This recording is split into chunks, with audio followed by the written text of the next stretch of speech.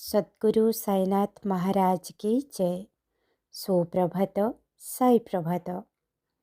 बाबा कहते जदि तुमे सत्य सहित छिड़ा होइछ तेबे विजय तुमर ही हेब। कौनसी भी व्यक्ति को जीवन रे सचोट एवं भल चरित्रर हेबा उचित। सर्वदा मिछ एवं छलनारू दूरे रुह। सही पथ अनुसरण करी तुमे जहा पाइब ताहा क्षणस्थायी हेब। सबुबेले सत्यर पथ कष्टकर होई पारे, किंतु एथिरे विजय एवं सफलता निश्चित अटे। जदि तुमे सत्य अट तेबे तुम जीवन रे बहुत सारा बाधा विघ्न आसीपारे, किंतु मो साथ एवं आशीर्वाद सहित तुमे सेगुड़ी को पार करि पारिब।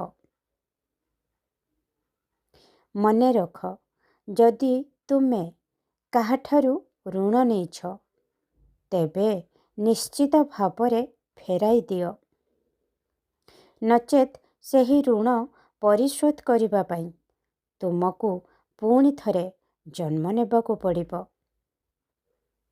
जदि तुमे ऋण परिशोध न कर तेबे तुमर वर्तमानर आय मध्य वृद्धि पाए नहीं। जदि तुमे महालक्ष्मी कृपा आशीर्वाद चाहुछ तेबे तुमर घर एवं समाजरे प्रत्येक बहु एवं झियों को सम्मान कर।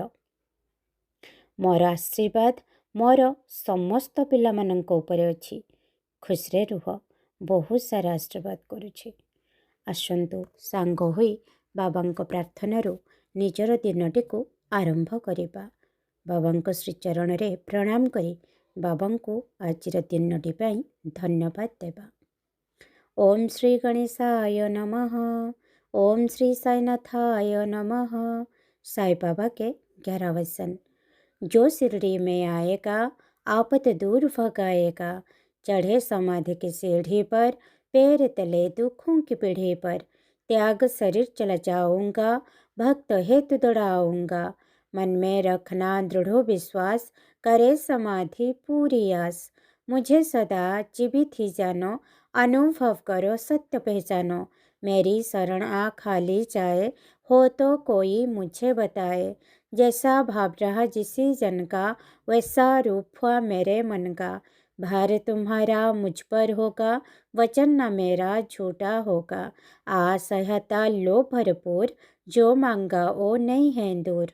मुझ में लीन वचन मन काया, उसका ऋण न कभी चुकाया। धन्य धन्य ओ भक्त अनन्य, मेरी शरण तज जिसी न अन्य। अनंत कोटि ब्रह्मांड नायक, राजाधिराज योगी राज, परम ब्रह्म श्री सच्चिदानंद सद्गुरु साईनाथ महाराज की जय। शिरडी महाराज की जय। ओम साई राम, जय साई राम। बाबा आम समस्तंकर समस्त भूल को क्षमा करंतु। समस्तंक जीवन रे आपणक आशीर्वाद भरी दियंतु। ओम साई राम, जय साई राम।